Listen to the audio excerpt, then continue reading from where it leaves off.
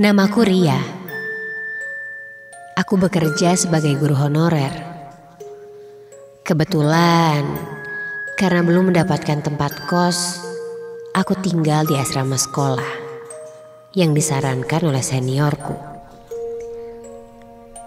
Di sana ada beberapa kamar yang bisa dipakai.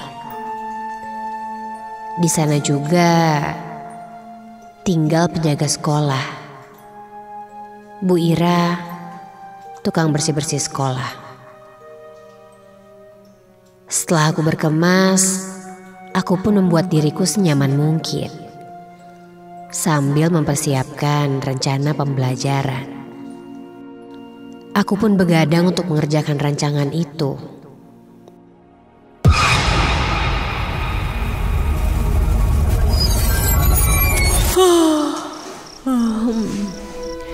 Aku sudah mulai mengantuk.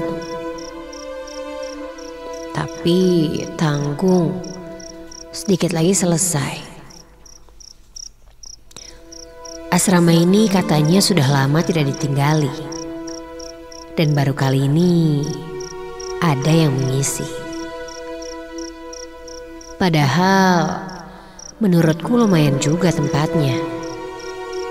Aku menempati salah satu kamar yang luas dengan kamar mandi di dalam.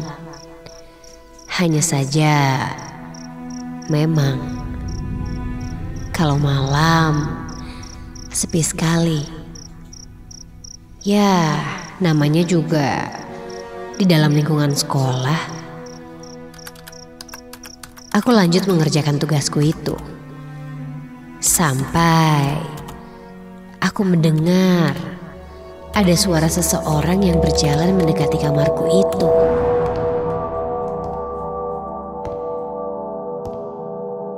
Lalu terdengar suara seorang perempuan batuk.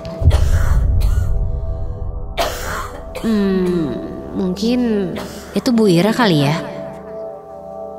penjaga sekolah di sini. Aku pun menghiraukannya sampai pintu kamarku diketuk. "Siapa?" teriakku. Tidak ada jawaban apa-apa. Aku pun beranjak menuju pintu dan membukanya. Dan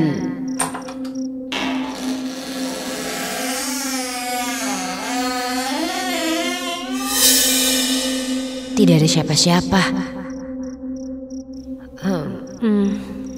Siapa sih? Lalu aku tutup lagi pintunya.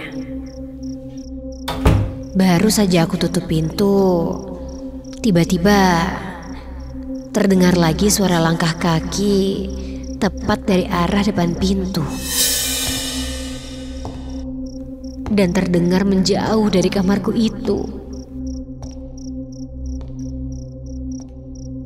Bulu kuduku pun mulai berdiri. Malam itu yang seharusnya terasa dingin, kini kurasa sangat panas sekali. Aku pun langsung kembali masuk ke dalam kamar. Dan waktu pun berlalu.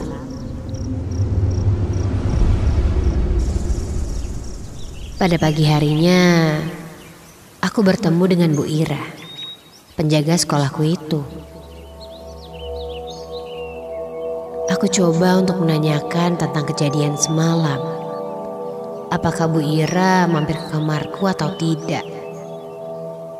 Ketika aku tanyakan, Bu Ira hanya menjawab dengan pendek saja. Dia berkata,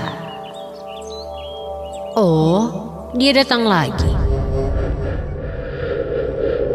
Hah? Maksudnya apa ya? Aku tidak banyak bertanya, karena saat itu aku harus masuk ke dalam kelas. Dan tak lama dari itu, bel sekolah pun berbunyi.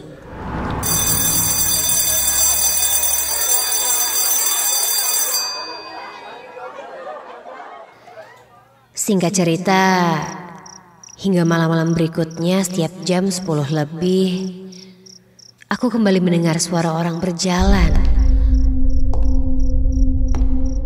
Dan ku dengar suara batuk seorang perempuan dan lagi-lagi ketika ku lihat tidak ada siapa-siapa. Sampai pada saat itu ketika aku dengar suara itu lagi, aku langsung membuka pintu kamarku. Dan aku memberanikan diriku untuk berkata,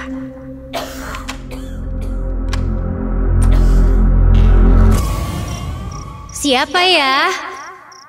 Kok berisik terus sih tiap malam?"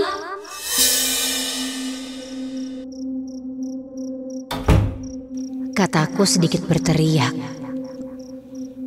Namun, ketika aku buka pintu lagi,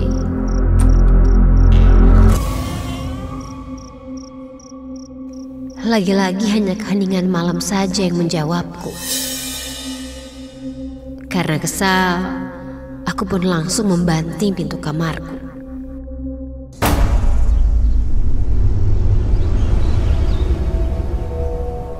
Paginya, aku mulai kesal dengan gangguan itu setiap malam. Kutanyakan lagi pada Bu Ira. Setengah mendesak, aku terus bertanya siapa perempuan yang sering berisik malam-malam itu. Hingga akhirnya Bu Ira pun menjawab. Dengan enteng dijawabnya pertanyaanku. Yang dimaksud Bu Ira itu adalah sosok kuntilanak.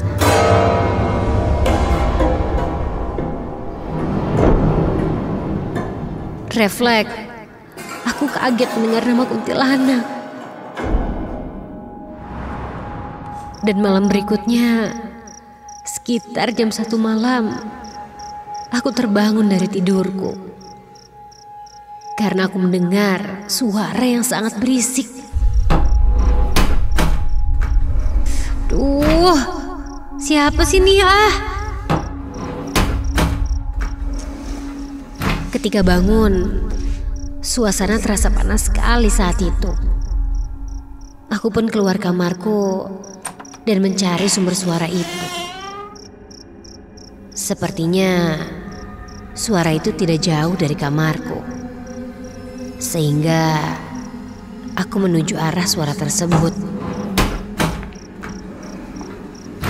Dan tepat di pojok ruangan lorong kamarku, aku melihat seorang perempuan sedang berdiri. "Bu Ira, ngapain Bu malam-malam di sini?" Aku masih penasaran siapa itu. Aku mendekatinya.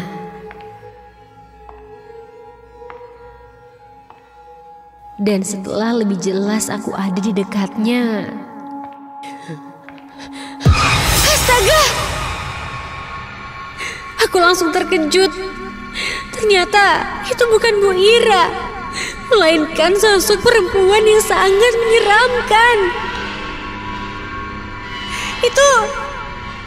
Itu adalah sosok kuntilanak.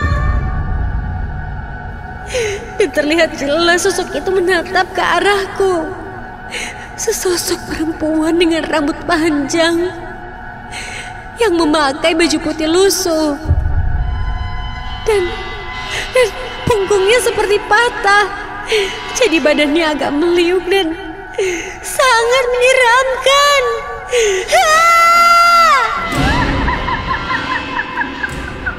Spontan aku berteriak dan lari terbirit-birit masuk kamar.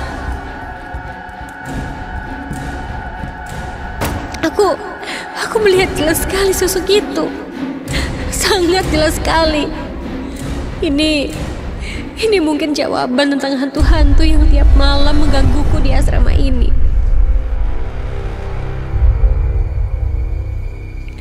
Esok paginya, aku langsung mencari Bu Ira untuk bercerita lagi.